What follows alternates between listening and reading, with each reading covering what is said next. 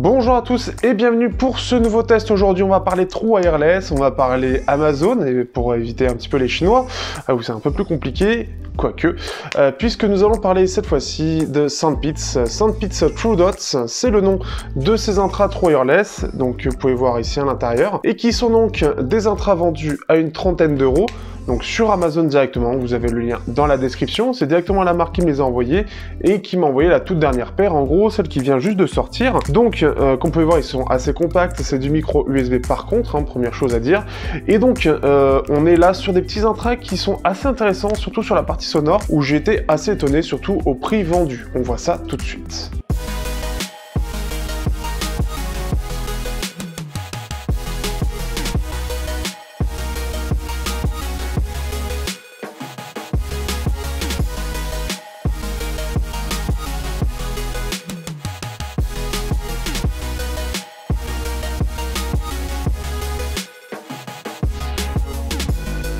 On va parler très rapidement du design. Donc on a une petite boîte assez compacte pour le coup, qui est donc, comme je l'ai dit juste avant, en micro USB. Donc ça c'est le petit truc dommage, mais à 30 euros, ça c'est normal. On va avoir une petite LED ici pour dire s'il est chargé ou non. Donc juste à côté, le petit point que vous voyez. Et donc on a à l'intérieur les écouteurs avec donc pareil une petite LED pour dire si c'est en charge ou non, que vous pouvez voir donc par exemple ici. Et donc on peut voir qu'ils sont assez petits. Donc vous avez deux petits pins pour les charger, donc les deux petits pins que vous avez à l'intérieur. Les intrants eux-mêmes ont un design extrêmement simple. Donc on a un micro qui est juste ici vers l'avant. On a donc des embouts de plutôt de bonne qualité, assez classiques mais qui ont l'air de bonne qualité.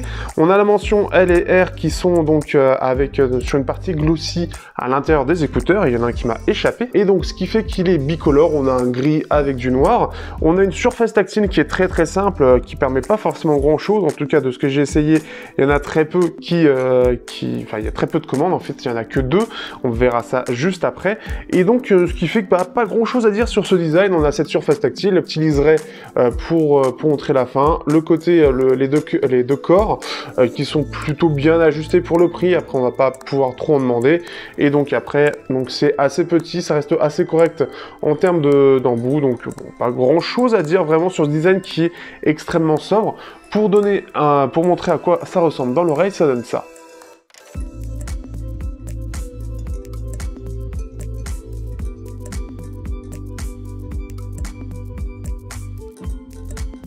La particularité aussi de ces intras, c'est qu'ils sont IPX4, donc en gros, ils vont pouvoir résister face à la pluie ou à la sueur. Donc pour ceux qui veulent faire du sport, ce sera quelque chose qui fonctionnera tout à fait. Que dire de plus sinon, ils sont assez compacts, donc quand même on peut le voir. Qu'on compare à ce que j'ai testé d'autres, les One More, les Creative, etc. C'était quelque chose qui était un petit peu plus gros, forcément, un petit peu plus qualitatif aussi. Et si je compare au Teutronix, on avait la partie batterie en fait qui descendait. Ici, on est vraiment sur quelque chose de compact. Alors qu'est-ce que ça a comme impact derrière sur l'autonomie? On voit ça tout de suite. Pour la partie fonction et autonomie, ce sera très rapide aussi. Au niveau des fonctions, donc on a une partie tactile sur les écouteurs. Et alors les fonctions que j'ai trouvées, en gros, parce que j'ai plus la boîte, j'ai dû l'acheter malencontreusement. Et ce qui fait que en gros, vous avez deux tapes à gauche qui vont permettre d'appeler l'assistant, donc l'assistant Google par exemple, et les deux tapes à droite. Oui, à droite, pour vous ce sera à droite, là ça doit être inversé. Ce sera ici du juste play pause. J'ai essayé 3 tapes, ça n'a pas fonctionné, une tape non plus, c'est vraiment que 2 tapes qui fonctionnent. Donc après, à vous de voir, un tape long aussi ne sert pas à grand chose. Donc vous avez ces deux fonctions là. En termes de codec, vous n'avez que du USB-C, donc le minimum, sachant qu'il est avec une puce Realtek. On est avec du Bluetooth 5, donc ce qui fait que j'ai pas trouvé de choses particulières. La connexion tient bien entre les deux écouteurs. Après, bien évidemment, selon votre téléphone, etc., il peut y avoir quelques petits défauts, mais globalement, c'est assez stable, c'est assez fiable. J'ai pas eu grand chose à dire durant mon test d'écoute. Au-delà de ça, l'autonomie, ça va être la chose qui, par contre, pourra faire un peu plus grincer des dents. Après, on est sur un prix qui fait que forcément l'autonomie est un peu plus moyenne, puisque là on va être sur du 3h30, 4h grand maximum, avec 14 heures dans la boîte. Donc ce qui fait que c'est en dessous de la moyenne, c'est un petit peu moyen, mais après à ce prix là forcément on est obligé de faire des concessions, surtout qu'en plus de ça on est sur une petite boîte. Par contre en comparaison, si je prends les Chines directement en Chine via l'Express, forcément quand ça arrive en France c'est pas la même chose, mais si je compare au TRN T200, les T200 eux sont un peu plus autonomes puisqu'on est plus aux alentours des 20 heures, ce qui fait que c'est un peu plus autonome là-dessus. Donc bon, c'est un petit peu dommage là-dessus. Après, dans les écouteurs, c'est un peu logique, on n'a pas beaucoup de place, surtout que là, on est vraiment sur un côté très compact, donc forcément, la batterie, il n'y a vraiment pas beaucoup de place dessus. Il aurait été peut-être bien pour la boîte d'avoir quelque chose qui soit un petit peu plus gros en termes de batterie. Pour finir, on est quand même sur du bas de gamme, donc je tiens à le signaler. Les batteries sur ces appareils-là, sur le côté à moins de 50 €, je leur donne pas énormément de durée de vie. Déjà sur des AirPods, etc., sur une utilisation un peu intensive, au bout de 2 ans, ça va se ressentir réellement que la batterie a pris bien cher. Mais alors sur du bas de gamme, je pense pas qu'au bout de 2 ans, ce soit aussi bien que ce que proposent par exemple les AirPods, qui ont forcément des batteries qui restent normalement plus qualitatives. Donc c'est risque d'être le plus gros problème pour ce type d'écouteurs, c'est la batterie qui lâche assez vite. Donc peut-être 1 an, ça ce sera quelque chose à vérifier, mais je mets toujours en garde parce que c'est vraiment plus la batterie qui, selon le type de batterie, la gamme de batterie choisie, et surtout à ce prix-là, va être sûrement celle qui va beaucoup moins bien résister au temps. Pour la partie sonore, on est ici sur un driver de 7 mm, donc un driver dynamique. On a un driver qui est un peu plus gros que ce que propose Creative avec les 5.8. Là, on est sur du 7.2, donc pour le coup, un driver qui est assez gros. Donc c'est plutôt bien en tout cas, même si ça ne fait pas tout, hein. C'est pas parce qu'on a un gros driver que ce sera forcément mieux. Il n'y a même pas forcément de rapport. Dans tous les cas, qu'est-ce qu'on a comme qualité sonore? Franchement, on a une qualité sonore qui m'a plutôt surprise. Alors, on est sur un bon gros VI des familles, hein, donc une bonne grosse basse, des médiums qui sont en retrait, et quelque chose qui va être beaucoup plus puissant dans les aigus, sans trop en faire. Ce que j'ai apprécié, alors déjà, par exemple, par rapport au Teutronix, qui avait quelque chose qui était mollasson, qui était juste chiant à écouter, ici on a quelque chose qui est quand même assez agréable, très étonnamment agréable. J'ai même comparé pour le coup au Creative Outlier Air, qui sont toujours à 80 €, et ce qui fait que c'est assez étonnant parce qu'on a une qualité sonore qui est quand même appréciable. On sent qu'on a une signature un peu plus poussée dans les basses, alors surtout dans les basses fréquences où là ça va vraiment être visible. On va vraiment avoir plus de rondeur dans les basses du côté des True Dots. Là où on est un peu plus sec, un petit peu plus fun et un petit peu mieux maîtrisé du côté des créatives. Les médiums forcément sont en retrait mais restent tout à fait corrects en termes de ressenti. On a quelque chose qui ressort assez bien, qui reste correctement détaillé, j'en parlerai un petit peu après. Et on a des aigus qui ressortent sans trop en faire, sans avoir ce côté artificiel. Donc c'est quelque chose qui est agréable et globalement qui est bien maîtrisé. Je trouve que ça fait pas trop artificiel. On est sur quelque chose qui est un peu plus élevé et un peu plus artificiel que ce que proposent les créatives. Donc ce qui fait qu'après, forcément, là on est quand même à 30 €.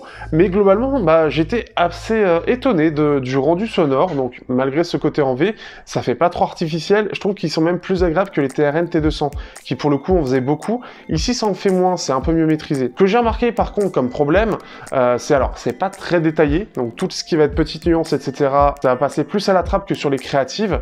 Donc sachant qu'en plus on est sur du 3 wireless, donc c'est pas déjà forcément quelque chose de bien développé. Ici c'est à 30 €, c'est quand même pas mal, mais c'est pas incroyable en tout cas, ça c'est certain, ce qui est logique au vu du prix. La dernière chose que j'ai remarqué, on a quelque chose, je dirais qu'on a un défaut d'équilibre entre les deux écouteurs, puisque j'ai l'impression qu'on a notamment des médiums et des aigus qui sont un peu plus relevés du côté droit sur le mien, donc à mon avis c'est un défaut de fabrication qui peut arriver, c'est-à-dire forcément plus on va être en bas de gamme, c'est pas quelque chose que en tout cas j'entends souvent sur les écouteurs que je teste, mais plus on peut avoir des différences sur la signature, avec une signature où on va avoir la même chose, mais sur un des écouteurs, il va y en avoir un qui va être un peu plus élevé que l'autre. Ça peut être dû à l'isolation, ça peut être dû à diverses choses, ça peut être dû à l'intégration, et ça c'est le service qualité. Normalement il doit y avoir quelque chose de précis, là ça doit pas être assez précis, ce qui fait que je le ressens vachement, et on a quelque chose de plus clair sur le côté droit plutôt que sur le côté gauche. Donc ça c'est quelque chose qui est un petit peu dommage et qui entache un petit peu l'ensemble. Le fait qu'on ait que le codec USB-C aussi, c'est pas très grave en soi, on sent qu'il a un rendu plutôt correct, surtout pour le prix.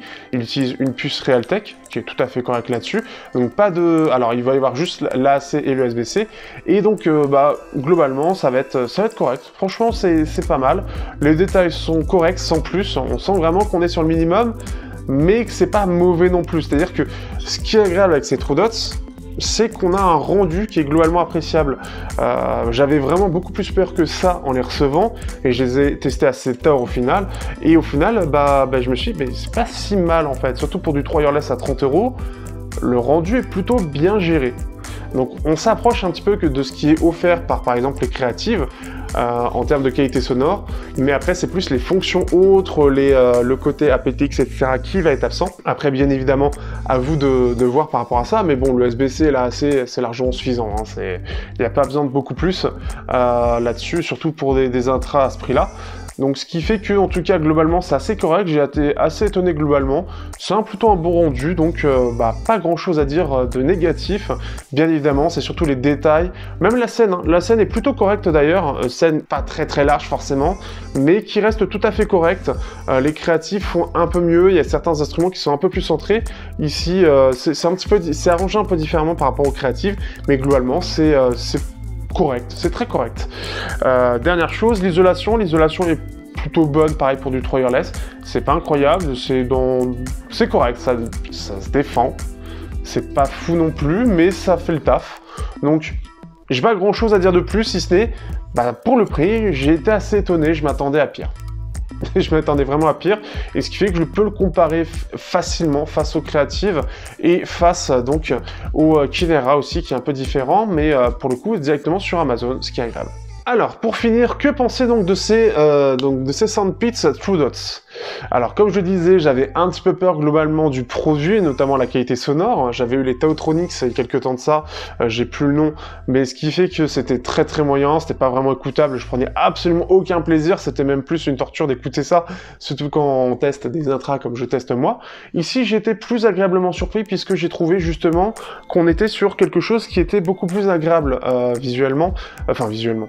Visuellement, c'est autre chose, mais qu'on était donc sur un rendu sonore qui était assez agréable, plutôt bien maîtrisé. On a le rendu sonore en V classique, mais qui n'en fait pas trop, qui est pas trop artificiel, qui reste globalement assez bien détaillé, surtout pour sa gamme de prix, et qui, même en termes de rendu global, ça fait assez naturel. On a quelque chose qui rend plutôt bien, ce qui fait que j'étais assez étonné, parce que pour le prix, c'est plutôt pas mal. Là où il va y avoir surtout le défaut, c'est surtout la batterie avec 3-4 heures d'autonomie. C'est pas quelque chose de fou, et les 14 heures en tout, c'est pas non plus quelque chose de fou.